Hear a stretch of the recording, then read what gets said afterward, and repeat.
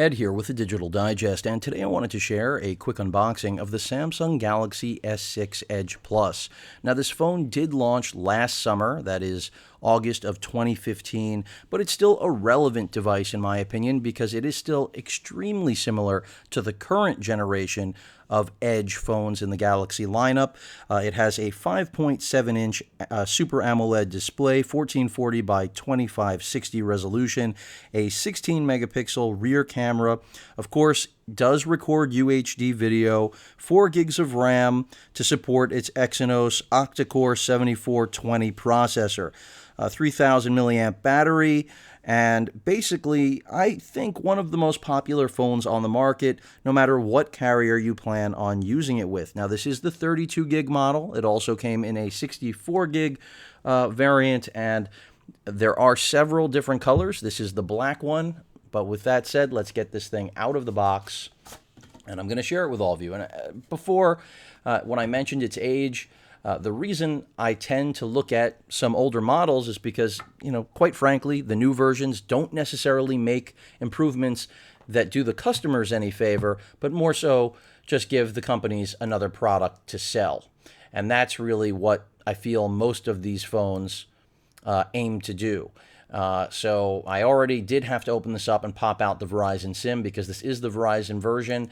And it's not locked to the network, but if you're going to try to use the Verizon version with AT&T, you won't necessarily get the band support that you will need. So be aware of that. If you see a deal for a phone like this for several $100s, which is a good price for a handset of this quality, just be aware that it's not necessarily going to give you the full performance the actual AT&T variant will. That applies to all different carriers. Even though Verizon's phones, support everything, they don't support every band. So you could pick this up, and I'm pretty sure you can use it with AT&T, but it's just not going to perform as well as the actual AT&T model because, again, of the band support. Paperwork, your access pin for the SIM slot right there because the nano SIM slot is located right here. So you use that to pop that open, just slide it in, take out the SIM, which is exactly what I had to do because I'm not going to be using the SIM that was included by Verizon. And then underneath this, if I can get it to pop out, we have the other included accessories. You can see a headset, or headphones, a quick charger, and the quick charge cable, micro USB. This is not a USB Type-C or 3.1, but still charges in roughly an hour, which I think is very good. Of course, standards are just getting better. But let me get the plastic off of this and just show you a little bit more of the phone.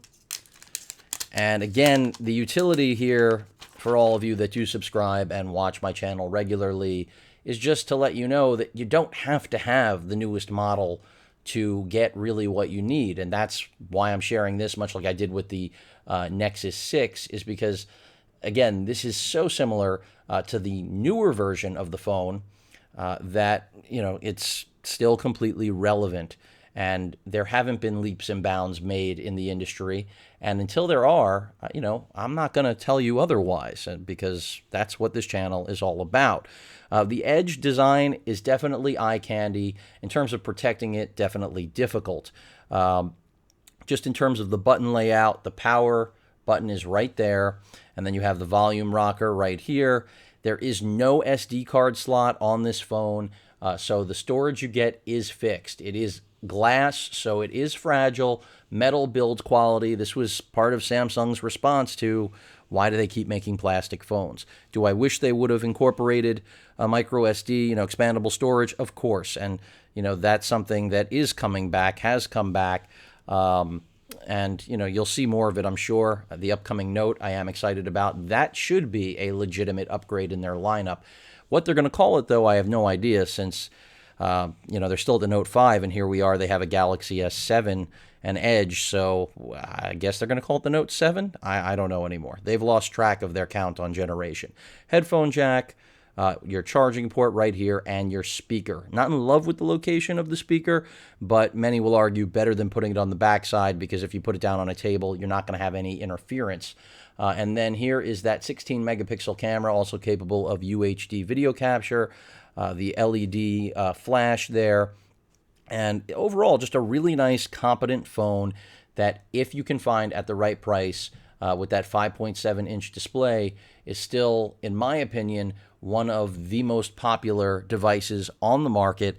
And now pricing is really a lot closer to where it should be, because none of these phones should be priced near $800. You can thank Apple for that ridiculous pricing structure that they created with the iPhone, because, quite frankly, they had customers they could gouge, and Samsung took a note out of their playbook, and that's how we've gotten to this point where phones continue to be priced almost as much as computers when, yes, their functionality has gotten very good, but they still can't replace a real computer. Granted, they can do a lot, and for many users, they can, but not for power users. Even the Note line, which is what I stick to since it is and always will be, it has been in the past, the most powerful phone on the block continuously.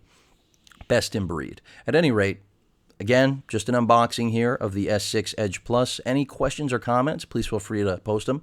Hit that like button, and as usual, feel free to subscribe. Later.